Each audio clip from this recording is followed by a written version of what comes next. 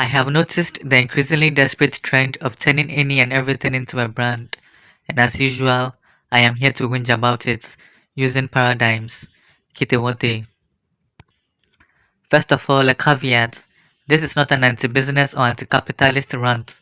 Money must be made and branding is just one facet of making and maintaining it. Also, people's method of expressing themselves is a brand I fully endorse.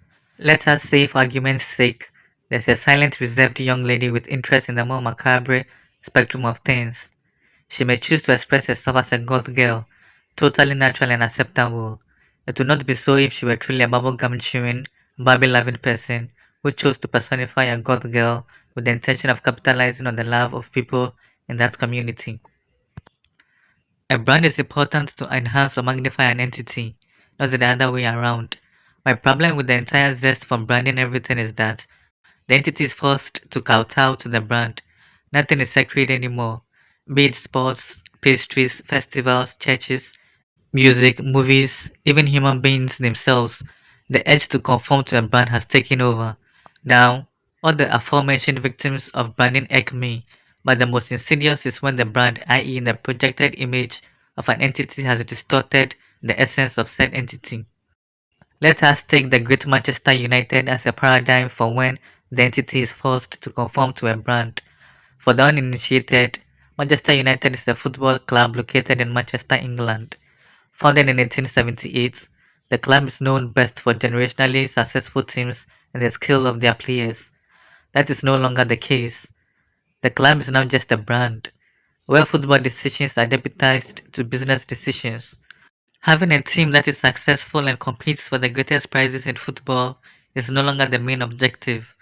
Keeping the cash cow alive is, as such, a decision is never made if it is believed to may undermine the brand, regardless of if the decision would benefit the footballing aspect. You know, the actual purpose for the club's existence.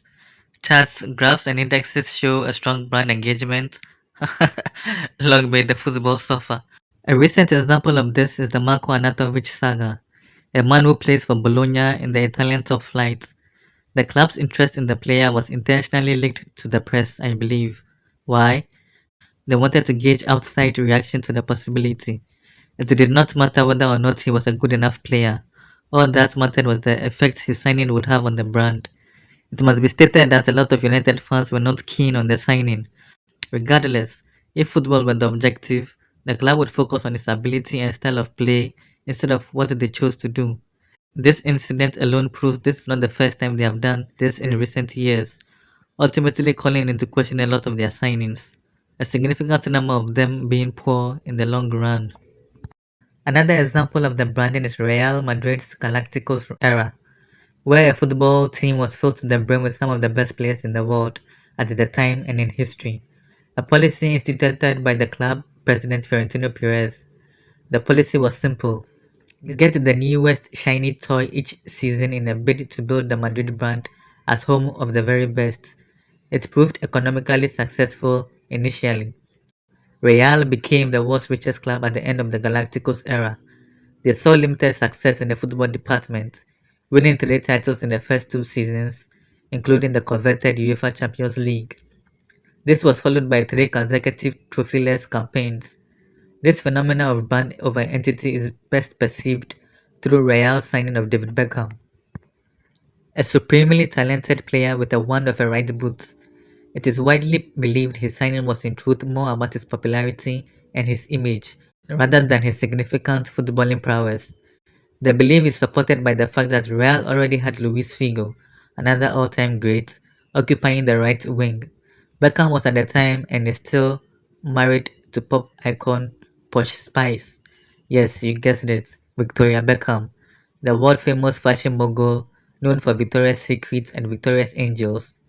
The commerce of Real overtook the football needs. The second Galacticos era was a lot more successful, probably because it was not all expensive stars but for branding alone. I think it's worth noting that Paris Saint-Germain have followed a similar strategy, signing of David Beckham and all, but are yet to win the trophy they coveted the most, the Champions League. Celebrities are the perfect persona versus identity people. Our point of focus, the stale prince himself. The Oscars moment between Will Smith and Chris Rock has been analyzed ad nauseum, so I will instead broaden the scope. For decades, Will Smith has portrayed himself as a peaceful, mellow, undramatic, good-natured, and welcoming guy. He and his team have made sure these were the brand qualities you associated with him and his name. The Oscars moment can be viewed as an out-of-character moment, but I believe it was all the more shocking to fans because of how he has projected himself throughout his career. He has had to constantly live up to the image presented to the public, and as such, it is always startling whenever cracks appear in the persona. Everything must align with the brand. Branding 101. The person or individual's persona must supersede his identity. A small tangent. Hollywood and everybody at the Oscars, when the incident happened with Chris Rock, should be ashamed of themselves. The hypocrisy once more on full display. They are always on social media virtue signaling about how good they are, how we should be compassionate and kind to one another. They were faced with real violence, and what did they do? Absolutely nothing.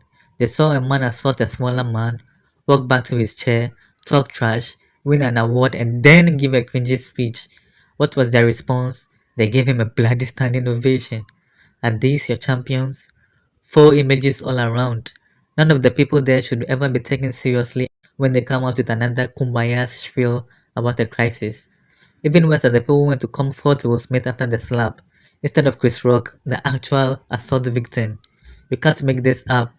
That's like first responders checking on the pep while a stab victim is bleeding out right in front of them. Denzel, I love you, my guy, but that was a bad look. Another example of human branding comes from the sports world. Anthony Joshua, the now former boxing champion, a man synonymous with the phrase "stay humble." Throughout his career up the ranks, he has been portrayed as a down-to-earth, measured, hawking beast of a man. He was once ranked the most marketable athlete, a veritable media darling. Some people have long suspected his image was a well-crafted media persona, engineered to get him a mass following and the believed benefits that often come with being considered an everyman. An image he kept intact after his defeat at the hands of Alexander Usyk in December 2021. A rematch was scheduled for August the next year. Well, let's just say the image is not as intact as it was after the first defeat. He responded to the defeat by immediately storming the ring, bewildered as to how a less physical opponent had beat him, and then went on a bizarre rant on Ukraine, his background, predecessors, and his opponents. Now, boxing decorum, hell, even wrestling decorum suggests the loser has to leave the ring to the victor, giving the victor the spotlight to bask in his achievement. Something the stay humble Anthony Joshua did not allow Usyk. Again, it can be argued that this was just a one-off low point and not who he really is, but I believe otherwise. He had fully engulfed himself in the brand, thus keeping his personality at bay. Another case of the persona superseding the identity. The more egregious example of the purpose of an entity getting lost in branding are mega churches. Several of these so-called men of God have branded their churches into caricatures of their purpose. Oh, this church is for rich people. Come with a large offertory and receive a seat at the high table at the very front of the congregation. Oh, that pastor. He rose with more security than the president. An important man like him should take his security seriously. At our church, the cars parked in the driveway alone would make you want to become a regular.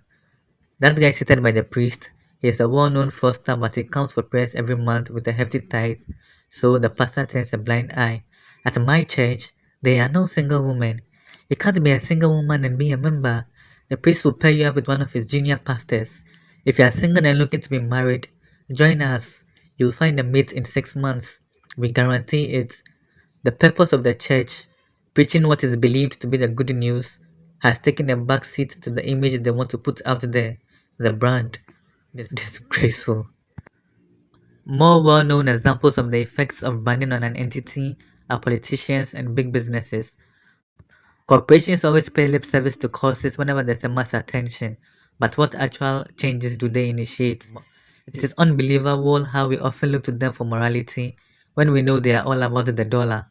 Our fault. Same with politicians. We see them at rallies giving speeches like automatons, in a manner no actual human being would speak in. Yet we are still surprised when they are revealed as phony. Watch President Biden on his media circuit. There's the voice, the posture, the mannerism come off as authentic. We all know the answer, but we fall into the lie anyway. That is a neat segue into our culpability to the death of authenticity. Branding would not be prevalent if it was not effective. Manchester United fans share blame for how their club is run because they are the ones holding up the brand. Be it buying tickets to go see games, upgrading their team jersey each season, or giving a manager limited time to put his imprint on the team. The people who run the club know they will keep showing up, so why change? Most businesses are out to make money. We all know this, but instead of hitting them where it hurts financially, the fans just moan and moan. That's like negotiating with someone who already has what he or she wants. Why would they give in to your demands? Same for the mega churches. Tithing is extortion. The one-tenth mandated for the Lord and in essence the priest was because the Levites were given no lands when the lands of Canaan were dispersed. Thus, they had no means of income, biblically speaking. This is straight from the book. If you read it yourself, you would know. They were in essence very much like fetish priests are now. All of these modern so-called men of God all have several businesses and investments.